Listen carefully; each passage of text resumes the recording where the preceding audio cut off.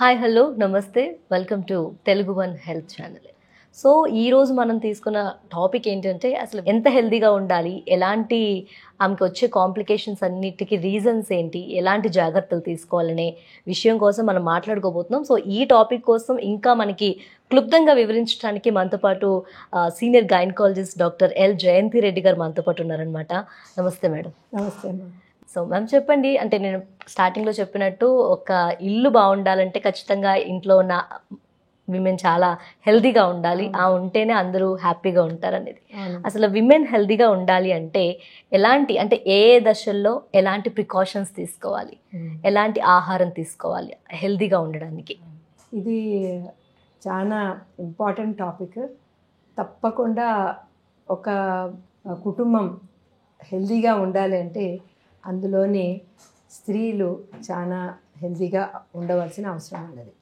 కానీ కొన్ని సంవత్సరాలుగా మనం చూస్తుంది ఏంటంటే ఆర్థిక ఇబ్బందులు అయితేనేమి, సోషల్ పరంగా ఏమైనా ఇబ్బందులు అయితేనేమి, స్త్రీలు ఫస్ట్ వాళ్ళ కుటుంబాలన్నీ చూసుకుంటారు. దాని తర్వాత ఏమన్నా వాళ్ళకి వీలైతే వాళ్ళు భోజనం చేస్తారు.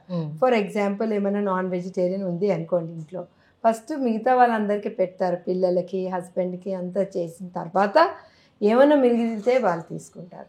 ఇంకొకటి, ఇంట్లో ఇద్దరు అమ్మాయిలు అబ్బాయిలు ఉన్నప్పుడు అబ్బాయి ఎడ్యుకేషన్కి ఎక్కువ ప్రిఫరెన్స్ ఇస్తారనమాట అమ్మాయి ఎడ్యుకేషన్కి అంటే. సో కానీ దానివల్ల ఏమవుతుందంటే పెరిగే అమ్మాయి తనకి మంచి మార్కులు వస్తున్నా కూడా స్కూల్లో అది తనకు ఒక రకమైన వెలితి ఉండిపోతుంది. అది ఒక రకమైన ఇన్ఫీరియారిటీ కాంప్లెక్స్ అనేది ఒకటి డెవలప్ అయ్యే అవకాశం ఉంటుంది.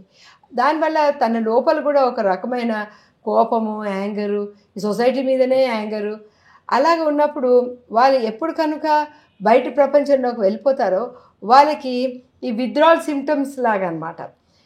ఇంతకుముందు లోపల అబ్సల్యూట్లీ కంట్రోల్లో ఉన్న అమ్మాయిలు ఎప్పుడు సొసైటీలోకి వెళ్ళిపోయి విచ్చలవిడిగా వెళ్ళిపోయే ఆ ప్రమాదం కూడా ఉన్నది.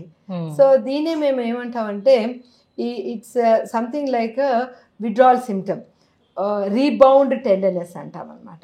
సో రీబౌండ్ బాగా మనము సప్రెస్ చేసి ఉంచామనుకోండి, తర్వాత వాళ్ళకి ఎప్పుడు కనుక ఫ్రీడమ్ వచ్చేస్తుందో అది రీబౌండ్ ఫ్రీడమ్ వచ్చేసి, ఆ లిబర్టీ వచ్చేసి వాళ్ళకి విచక్షణ జ్ఞానం లేకుండా అయ్యే అవకాశం ఉంటుంది.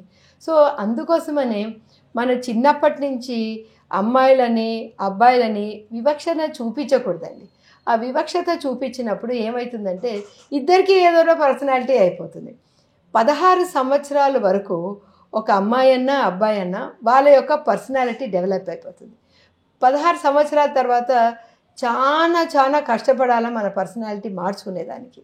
సో అందుకోసము మన ఇంట్లో ఉన్న వాతావరణం ఇంపార్టెంట్, స్కూల్లో ఉన్న వాతావరణం ఇంపార్టెంట్, తర్వాత మన సొసైటీలో ఉన్న వాతావరణం కూడా చాలా ఇంపార్టెంట్.